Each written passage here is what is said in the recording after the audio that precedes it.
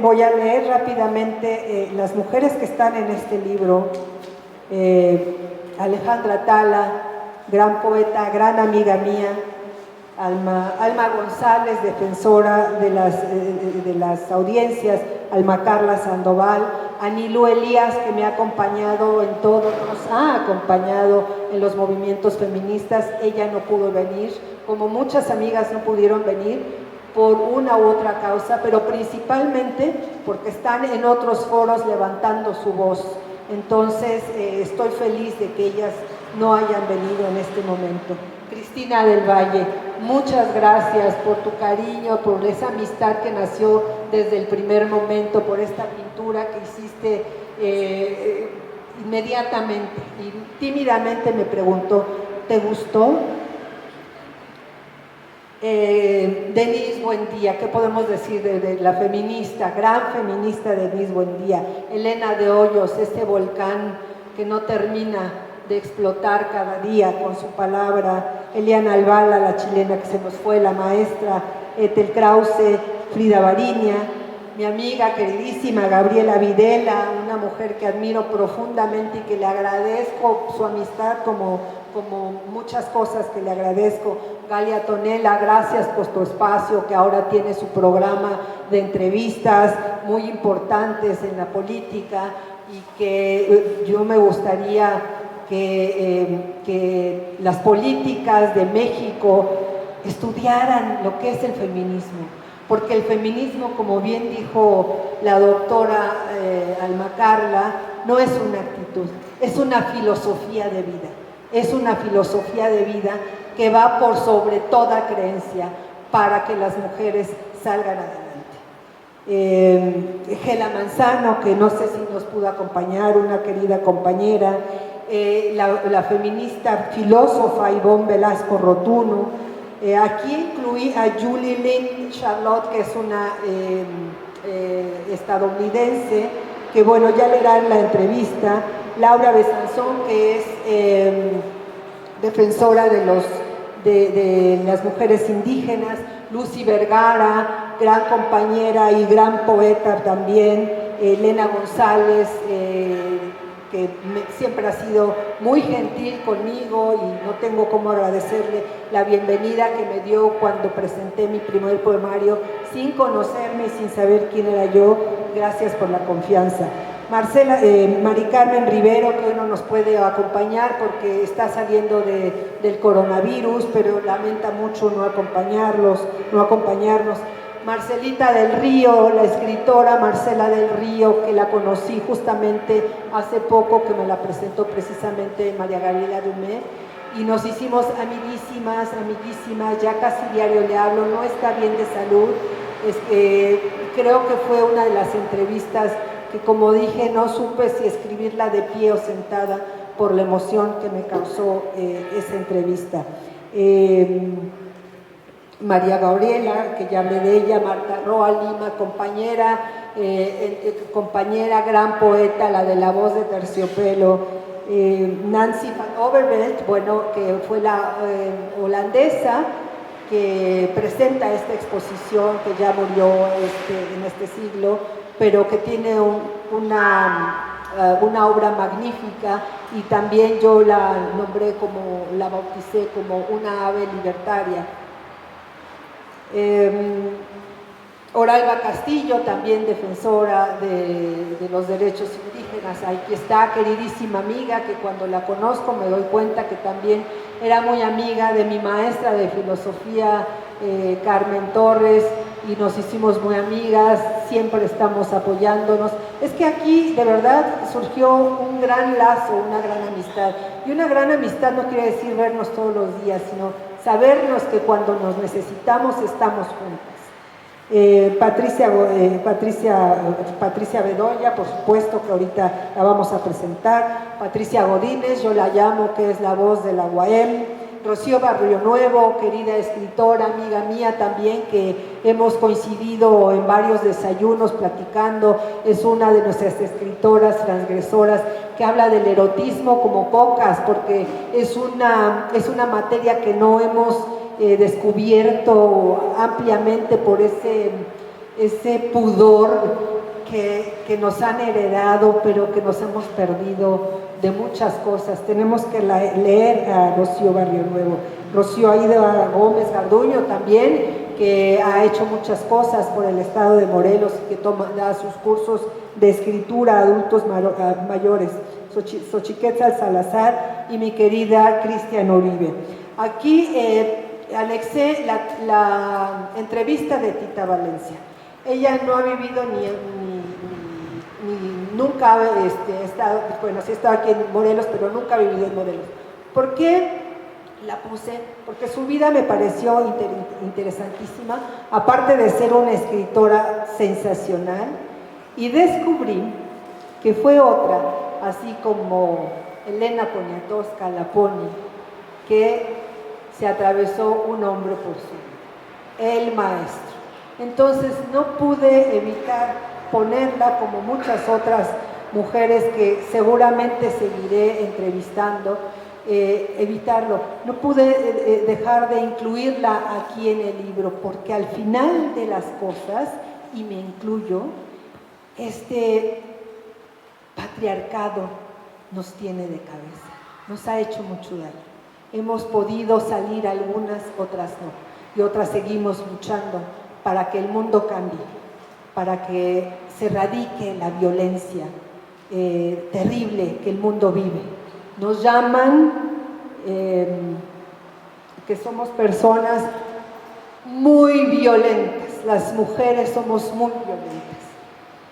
Y entonces, ¿qué pasó en Querétaro? ¿Qué pasó con esos hombres que se matan por una estúpida pelota cuando nosotros estamos luchando por la vida? Porque vivas nos queremos, juntas y sin miedo.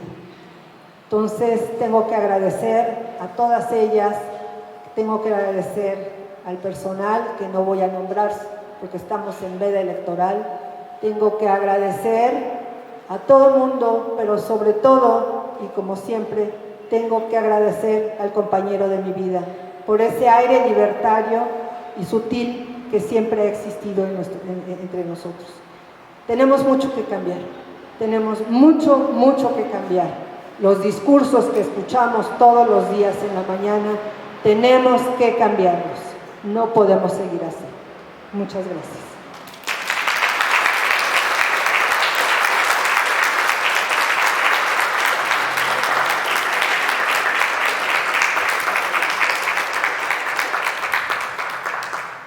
Mi querida Cristian me va a hacer el favor de leer la semblanza de la maestra Patricia Bedoya, a quien le pregunté, dadas las circunstancias en las que estamos viviendo, qué significa las dictaduras y el ejército, oigan bien, México se está militarizando.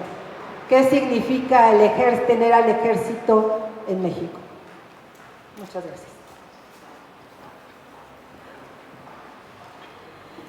Mucha admiración y respeto. Presento, creo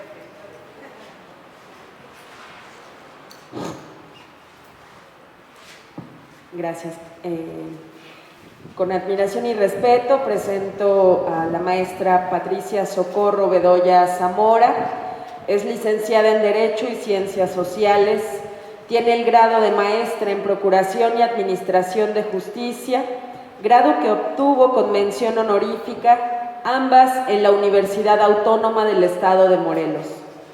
Doctorante en Derecho Penal y Sistemas Anticorrupción, especialista en feminicidio, alerta de violencia de género, géneros, derechos humanos, políticas públicas, administración pública, derecho electoral, proceso legislativo e incidencia política. Títulos obtenidos en diferentes universidades de México, América Latina y España. Es directora de la Asociación Civil Academia, Litigio Estratégico e Incidencia en Derechos Humanos, AC. Forma parte del equipo de abogados y grupo estratégico del Observatorio Ciudadano Nacional de Feminicidio. Desempeño profesional, Actualmente es consultora en sus diversas especialidades. Fue coordinadora de archivo del Congreso del Estado, 54ª legislatura. Fue directora jurídica del Instituto de la Mujer para el Estado de Morelos. Fue secretaria técnica de la Comisión de Equidad de Género en la 52ª legislatura del Congreso del Estado de Morelos, entre otros. Actividades académicas. Ha impartido conferencias, pláticas, cursos, talleres y cátedra en diferentes universidades y espacios públicos. Desempeño social. Forma parte de la coordinación ejecutiva del Observatorio Ciudadano Nacional contra el Feminicidio, del que es cofundadora. Cofundadora del Comité de la Marcha de la Diversidad Sexual Morelos. Trabajo realizado por 12 años consecutivos, hasta el logro de la aprobación del matrimonio igualitario en Morelos. Publicaciones. El Ayuntamiento de Jiutepec, Morelos, le publicó la Agenda de Políticas Públicas de Igualdad para el municipio de Jiutepec. El CLADEM le publicó Derechos Políticos de las Mujeres en Morelos, una deuda pendiente, en colaboración con otras autoras. La UNAM le publicó la ponencia denominada Una nueva Constitución para el Estado de Morelos, en el marco del 4º Congreso de Derecho Constitucional de los Estados. Ha escrito como columnista de opinión en diferentes medios impresos y virtuales, así como participado en diversos libros y publicaciones con aportaciones propias.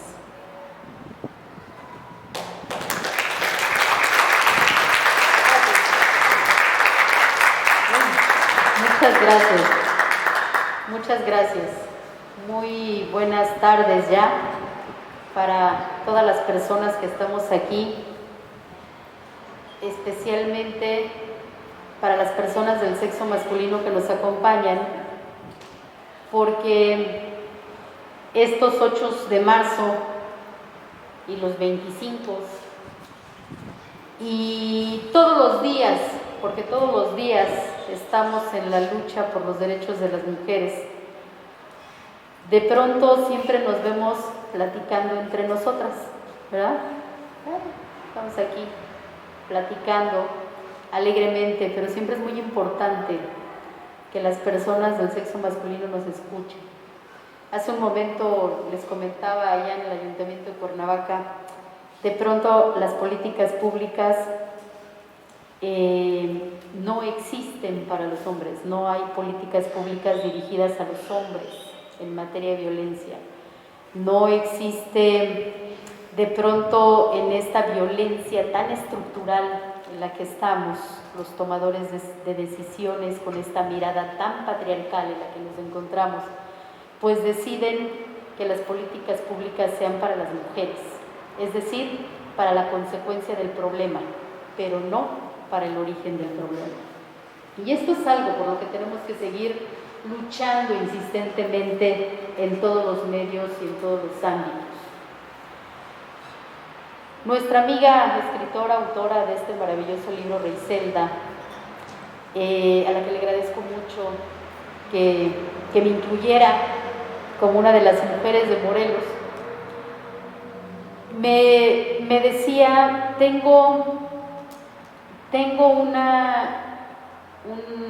una situación que me preocupa mucho, y es esta circunstancia de las mujeres en los ambientes de guerra, en la circunstancia de guerra.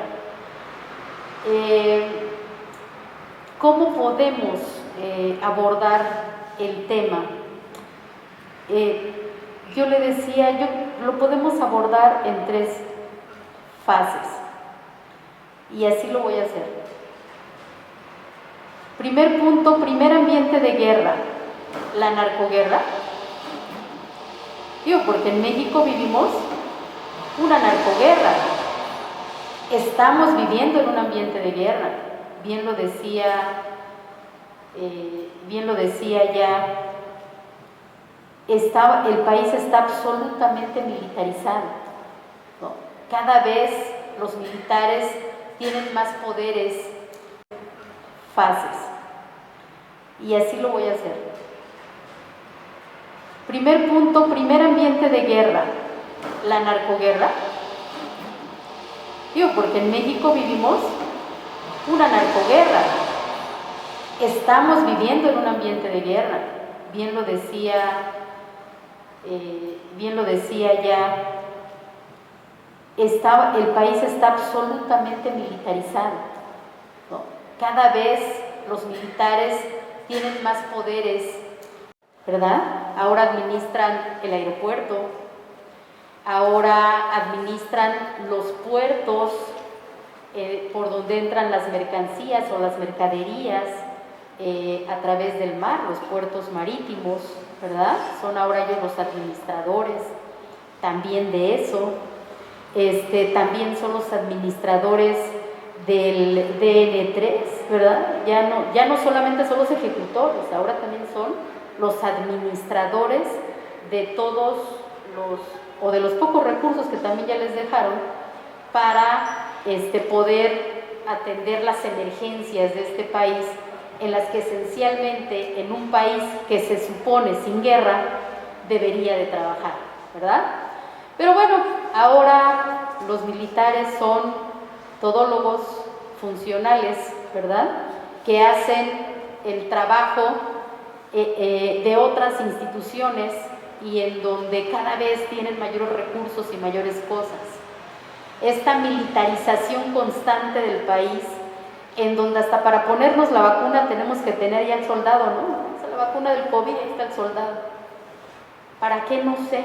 ¿Cuál es el objeto de tener un soldado ahí si solo nos vamos a vacunar? No lo sé, pero ahí está, el hombre. Y así en cada uno de los lugares y cada una de las circunstancias. Pero esta militarización constante, esta militarización hormiga, ¿verdad? En donde cada vez vamos viendo a estos señores en todos lados, metidos en todas las circunstancias, hasta en la seguridad pública ahora, ¿verdad? Hasta ahí están ya también los señores militares, en todos lados. Dícese, y también se dice, ¿verdad?, que los que no conocemos la historia estamos casi que condenados a repetirla. Pero todas las dictaduras de este mundo han iniciado así, con una creciente militarización, con una creciente poder de los militares, ¿verdad?, con cada vez mayores tareas civiles para los militares, con cada vez mayores facultades, incluso legales, para meterse en situaciones en las que jamás habían tenido facultades para hacerlo. Medidas cada vez que van cambiando y que van dando mayores potestades y mayores facultades a esta institución,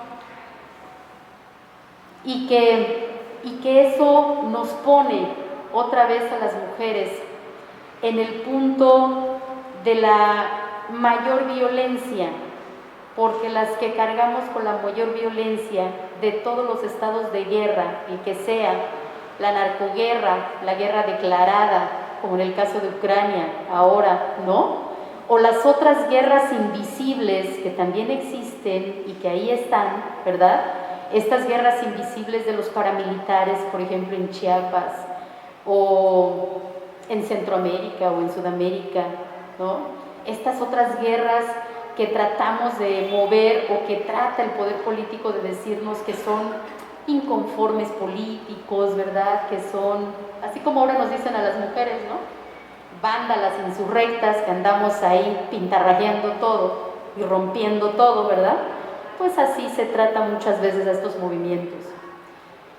Pero el peor costo, el mayor costo de estas guerras, ¿sí?, guerras declaradas o no, como les decía, el mayor costo de estas dictaduras, declaradas o no, porque también hay dictaduras soterradas, ¿no?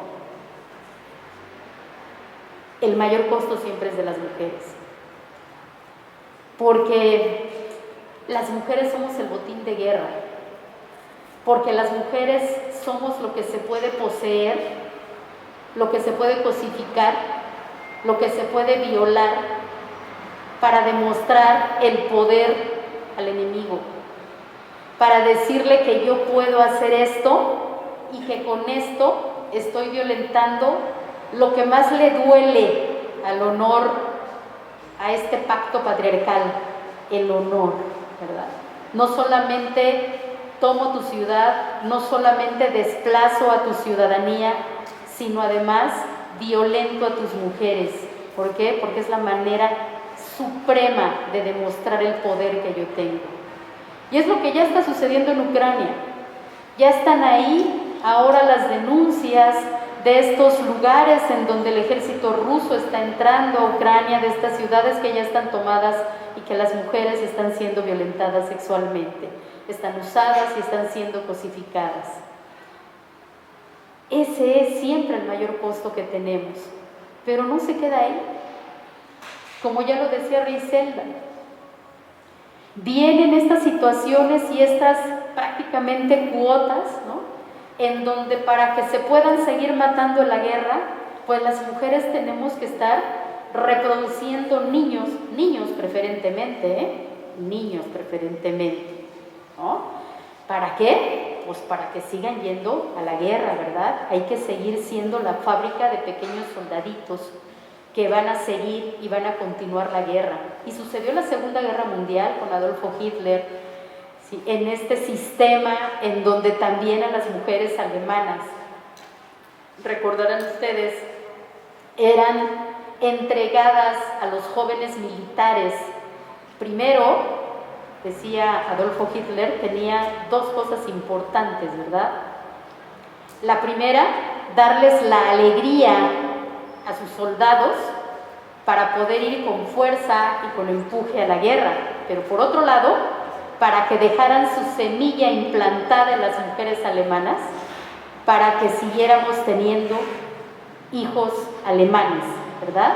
Estos alemanes que iban a reproducir el nazismo, que iban a reproducir el proyecto del Tercer Reich y que iba a poder continuar esta guerra invasiva que se dio en la Segunda Guerra Mundial. Y así como lo hizo Hitler, lo hizo, como muy bien ya lo refirió, Francisco Franco en España, ¿no?, donde todavía el famoso movimiento de la Falange, ¿verdad?, les daban premios a las mujeres que más hijos tenían, porque eran mujeres patriotas, eran mujeres entregadas a su país, a su Dios, ¿verdad? Y para crear ese mundo utópicamente mejor desde la mirada, por supuesto, del dictador. Y así nos van viendo a las mujeres como las productoras y las reproductoras de las masas que necesitan los entes o las entidades del poder, porque esa es la realidad. Y entramos a otras dictaduras, porque también entramos a las dictaduras laborales, ¿verdad?, donde estas masas, donde esta mano de obra barata, ¿verdad?, se tiene que dar en grandes grupos sociales empobrecidos, ¿verdad?, poco analfabetas muchas veces o poco estudiados, ¿sí?, y que se mantienen, por supuesto, en un estatus de pobreza y que así nos mantienen, ¿verdad?, a través de hermosos, prodigiosos, ¿verdad?, y alabados por algunos, ¿verdad?, proyectos sociales, de asistencia social. ¿Ah? No se me preocupe usted, es Nini, pues le doy su beca. ¿Ah? No se me preocupe usted, si es mamá soltera, el chiste es que sea mamá, pues, ahí le va su beca. ¿Ah? ¿Para qué las adolescentes estudian? ¿Para qué las adolescentes tienen un proyecto de vida si pueden seguir reproduciendo la masa empobrecida, la masa analfabeta, la mano de obra barata? Y ese es otro sistema dictatorial que tenemos. Es algo que no lo parece, ¿verdad? Porque pues la vendimia es la dictadura que ya vimos, Adolfo Hitler, Francisco Franco, en Chile, ¿verdad?, la dictadura cruel también, Pinochet.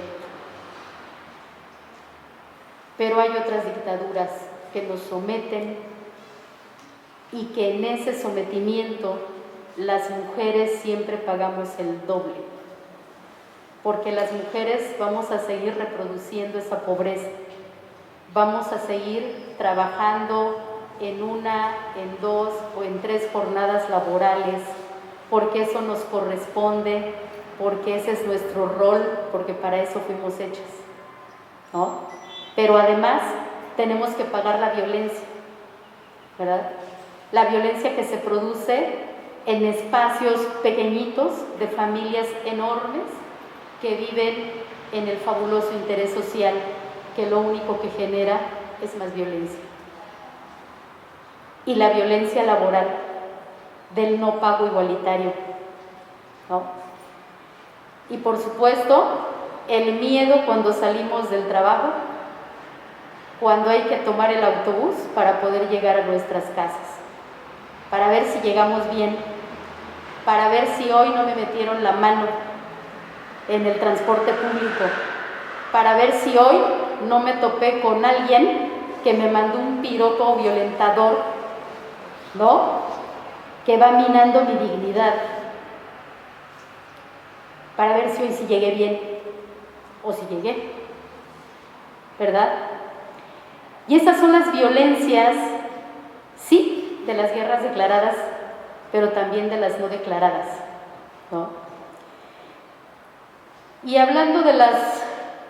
Y bueno, por supuesto también en estas guerras, las declaradas y las no declaradas, tenemos el desplazamiento, tenemos la necesidad de las personas, y en la mayoría de esas personas, mujeres, niños y niñas, que tienen que salir de sus países, que tienen que salir de su comunidad, que tienen que salir de su lugar de origen, porque esa violencia las está desplazando, porque se quedan a servir a los militares, se quedan a servir a la resistencia, ¿verdad?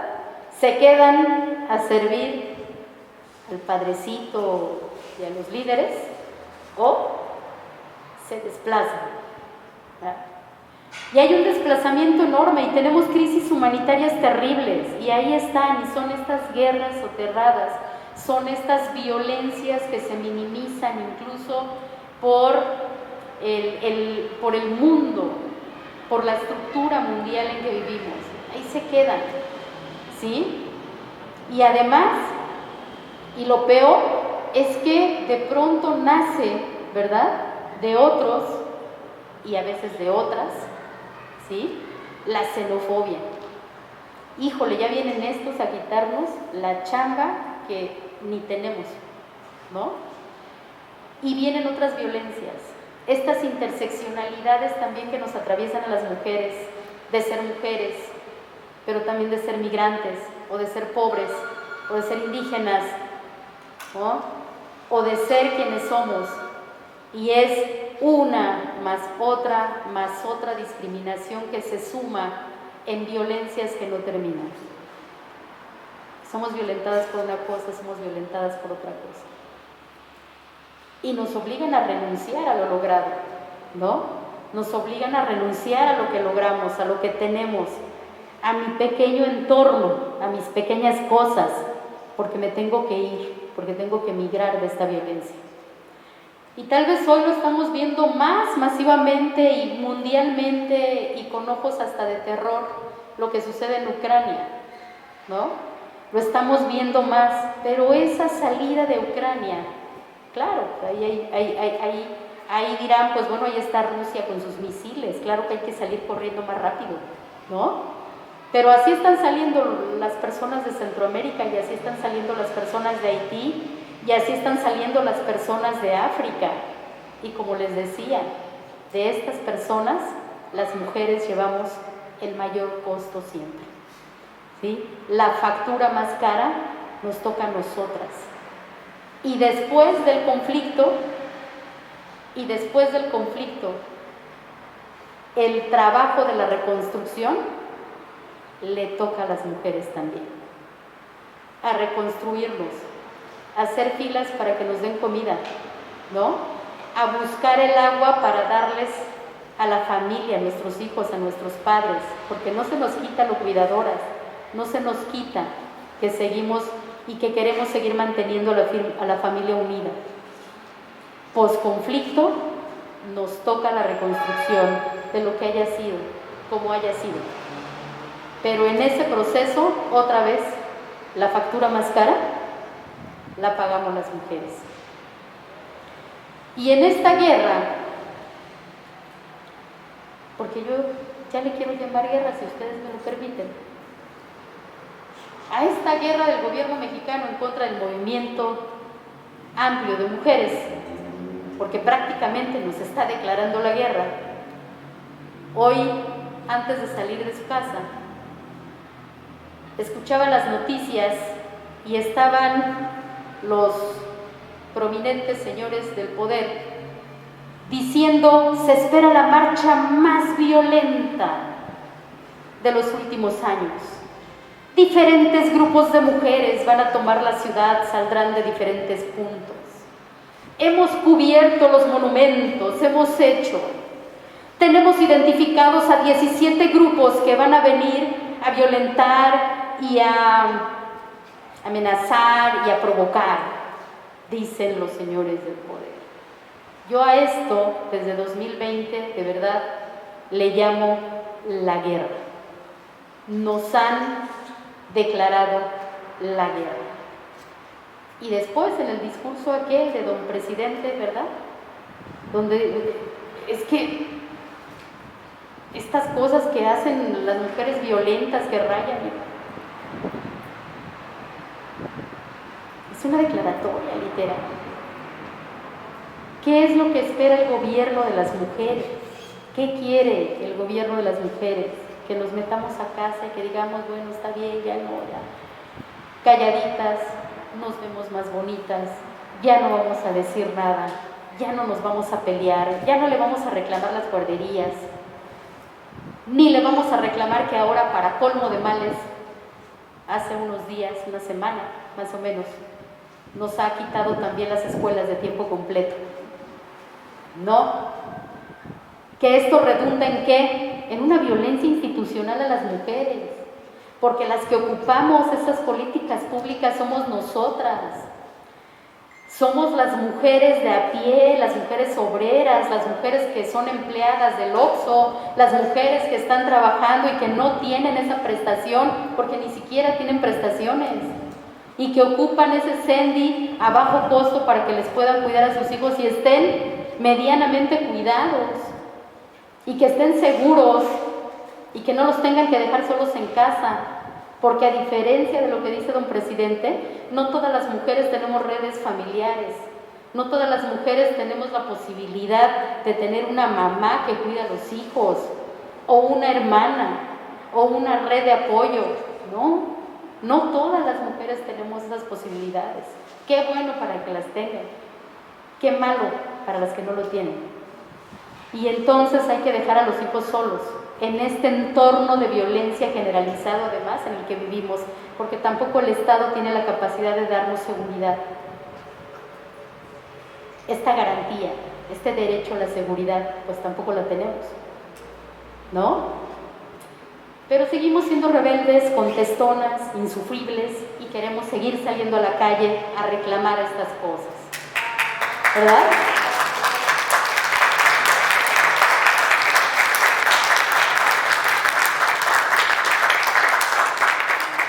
No olvidemos que estamos en un entorno de guerra, sí lo estamos. Y esta frase maravillosa: nos tienen miedo porque dejamos de tener miedo. Y hoy veo al gobierno mexicano así, con esta campaña masiva en los medios de comunicación diciendo lo que dicen de nosotras, de este 8M y de estas marchas. Sí, hoy nos tienen miedo porque dejamos de tener miedo. Gracias.